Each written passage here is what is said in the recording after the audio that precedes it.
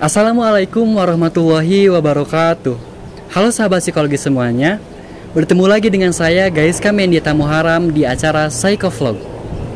Psychovlog kali ini merupakan Psychovlog ketiga yang tentunya akan membahas sebuah topik yang tidak kalah menarik daripada Psychovlog pertama dan juga Psychovlog kedua. Topik yang akan kita bahas pada Psychovlog kali ini yaitu mengenai toxic masculinity. Mungkin teman-teman semua di sini pernah mendengar atau bahkan tahu secara langsung tentang apa itu toxic masculinity. Nah, sama seperti Psychovlog sebelum-sebelumnya, di Psychovlog kali ini saya akan kembali bertanya kepada beberapa mahasiswa dan mahasiswi di UIN Wali Songo Semarang ini, apakah mereka tahu tentang apa itu toxic masculinity?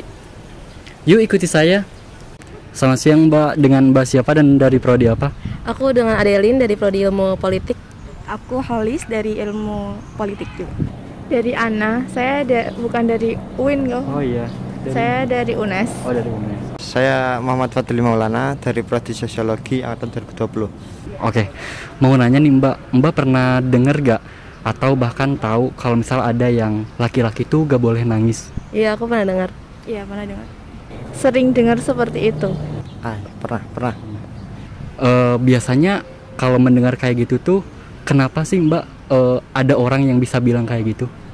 Mungkin karena patriarki di masyarakat yang dimana laki-laki dipandang menjadi sosok yang kuat, yang nggak nangis ataupun cengeng ya. Sama kayak dia. Ya karena mereka menganggap bahwa laki-laki itu harus kuat gitu. Jadi mungkin mereka menganggapnya orang-orang yang menangis itu adalah orang-orang yang lemah.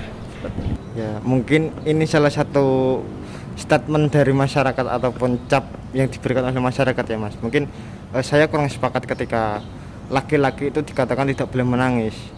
Lelaki boleh menangis juga, tapi dengan catatan-catatan tertentu juga. Oke. Tahu gak Mbak tentang toxic masculinity? Ya, aku pernah dengar. Belum pernah mendengar, baru. Oh ya, pernah. Yang Mbak tahu apa itu tentang toxic masculinity? Bisa toxic Toxic masculinity. masculinity itu dia di mana laki-laki itu tidak boleh menyerupai seorang perempuan dilihat dari segi berpakaian ataupun sifat. Ya mungkin karena pandangan masyarakat bahwa laki-laki itu harus yang kuat, maka mungkin dia harus tidak boleh menyerupai wanita gitu. Yang saya tahu terkait toxic masculinity ya Mas, terkadang orang-orang itu menganggap bahwasanya lelaki itu harus memiliki sifat yang tegas. Lelaki itu tidak boleh menyerupai cewek misal.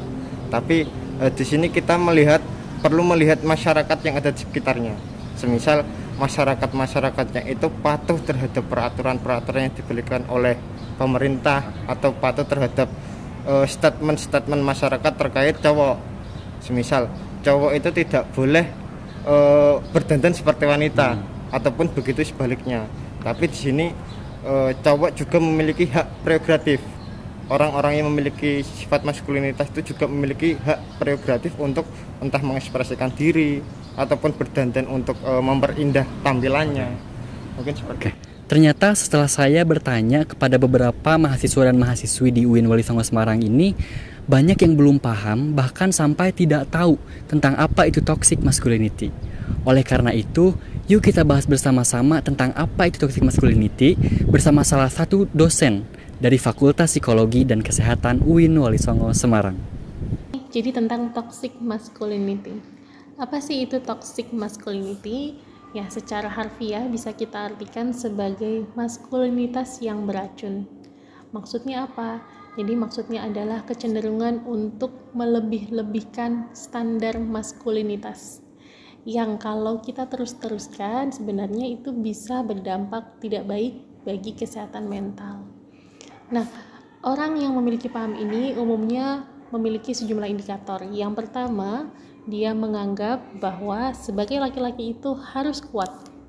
Sebagai laki-laki tidak boleh menangis, tidak boleh bersedih, tidak boleh mengeluh, gitu ya.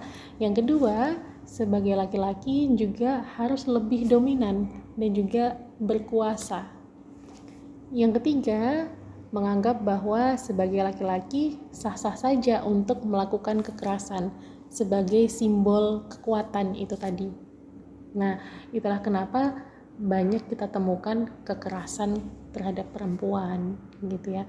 Nah, tapi sebenarnya secara tidak sadar di dalam keseharian kita juga sering melakukan hal-hal seperti ini. Misalkan ketika ada laki-laki, kemudian kita bilang, kamu aja dong, kamu kan laki-laki, harusnya lebih kuat dong, dan seterusnya. Nah, sebenarnya kalau kita teruskan seperti ini akan juga bisa berdampak tidak baik terhadap kesehatan mental.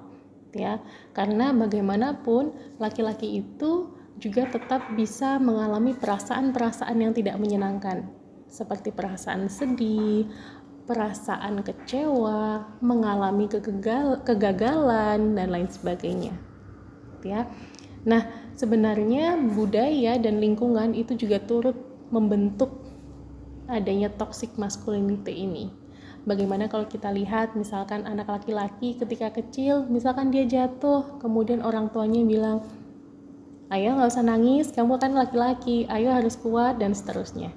Padahal ketika jatuh, dia merasakan sakit, yaitu emosi yang wajar. Gitu.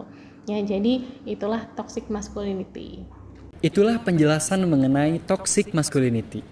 Semoga setelah melihat video ini, kita lebih memahami perasaan setiap orang, karena sejatinya setiap manusia memiliki kesempatan yang sama.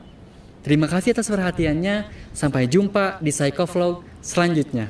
Wassalamualaikum warahmatullahi wabarakatuh.